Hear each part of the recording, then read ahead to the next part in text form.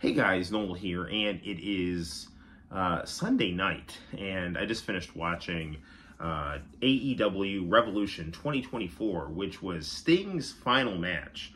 Although in professional wrestling, you never know how long people stay retired, but this seemed to be it for the man called Sting.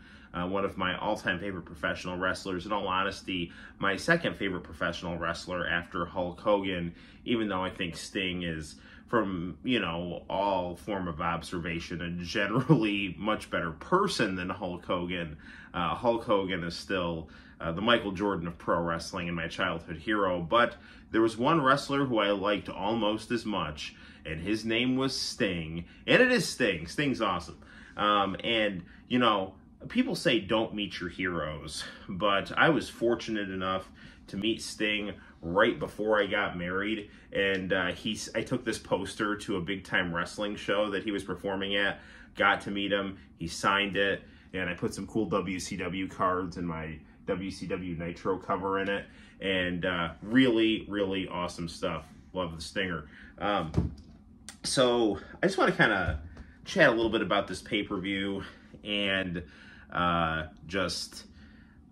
mainly just give my thoughts on Sting's final match. The pay-per-view overall was, I thought, very good. AEW never does bad pay-per-views.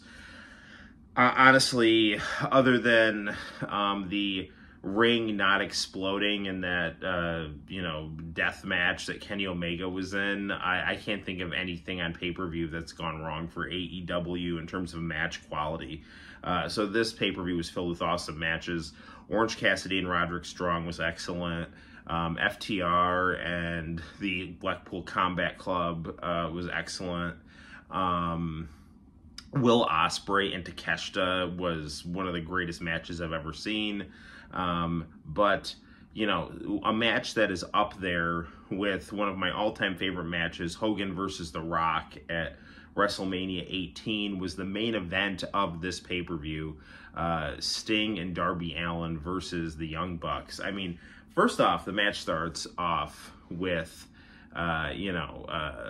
Sting, watching this retrospective of his career, which was really cool.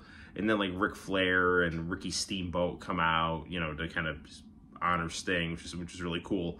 And Sting, people say that the Young Bucks are a bad opponent for Sting to go out facing, but you got to keep in mind, at least with the Crow Sting onward, Sting has always faced evil authority figures.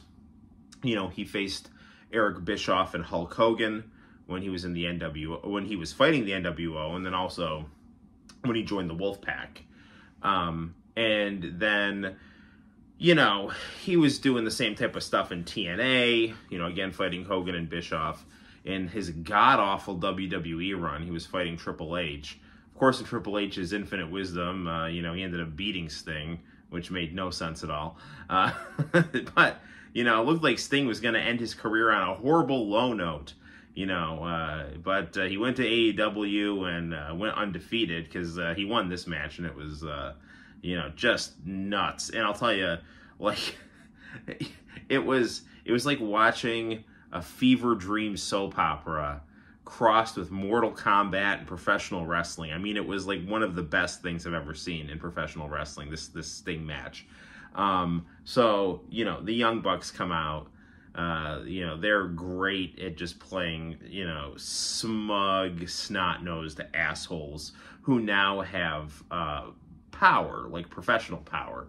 And, Sting's protege, Darby Allin, who is the brooding, face-painted type, but rather than beating people up with a baseball bat, he beats them up with a skateboard, So he comes out, and then Sting, Sting comes out, and flanking him on either side is both of his sons, who look exactly like him.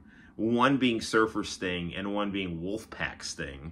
And so that was just surreal and cool to look at, because Sting always used multiple Stings when fighting the NWO or playing mind games.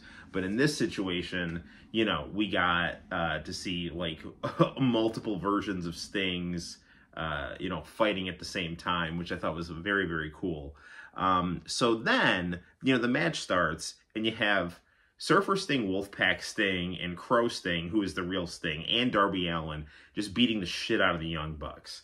Then, eventually, they pull out, like, sheets of glass, which was this hilarious, surreal jab at the whole, CM Punk meltdown with Jack Perry.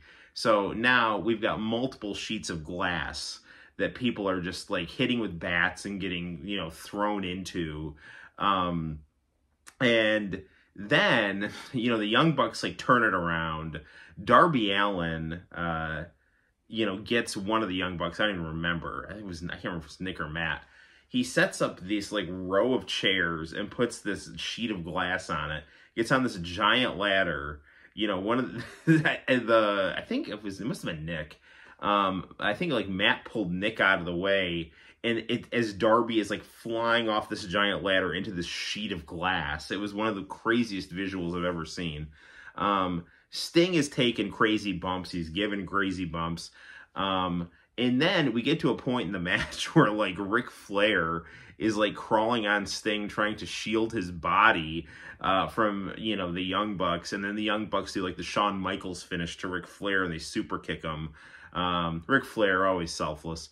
And then, so, like, it looks like they're going to do it to Sting. And you know how Shawn Michaels is like, I'm sorry, I love you. And then he, like, super kicks Rick. The Young Bucks, so, like, being, like, the smug assholes they are, they're like, we're not sorry, we hate you. And then they go to, like, kick Sting, and he, like, immediately gets up and, like, no-sells the whole thing. I mean, it was just, like, Sting took, like, multiple finishers from the Young Bucks, and you really thought at a certain point Sting was going to lose, because usually when you start taking multiple finishers, it's a way to, like, kind of protect the person even though they lose, but like when The Rock had to rock bottom Hogan, like, multiple times and give him a people's elbow, but, like, yeah, like, there'd be times where, like, Sting would, like, barely kick out, and then times when he would, like, just kick out at one. And I mean, the crowd was just going nuts this whole time. It was, I mean, the idea that this was a tornado tag match instead of just, like, a one-on-one, I thought worked great, because, if this was just some passing the torch one-on-one match, I think it would have been predictable. This was like nothing I've ever seen in professional wrestling before. And if you're doing things that people haven't seen in professional wrestling, where you think everything has been done, that is great. Yeah, Sting is amazing. This is one of my favorite professional wrestling matches ever. The pay-per-view was solid. There's not, I can't even fathom anything anyone would criticize about this, outside of the most kind of contrarian hater of AEW. It was just really, really intense, entertaining all the way through. There was no down period. I mean, in a lot of AEW matches, there'll be times when there's so many ebbs and flows of these, like, matches with, like, technical and high spots and all this other stuff. There was none of that. This was just one super move being spammed after another. You could say that there were a lot of, like, smoke and mirrors and stuff, but that wasn't even really the case. I mean, everyone was, first of all, smoke and mirrors aren't a bad thing, but everyone was working and doing their moves well, Everyone looked good. As a result of this match. It would have made no sense for Sting to lose to the Young Bucks, because the Young Bucks are already popular. They don't need a rub from Sting. And, just let Sting be undefeated, which is exactly what the WWE should have done with The Undertaker at WrestleMania. So, I mean, AEW handled Sting impeccably. They respected him and just let him be the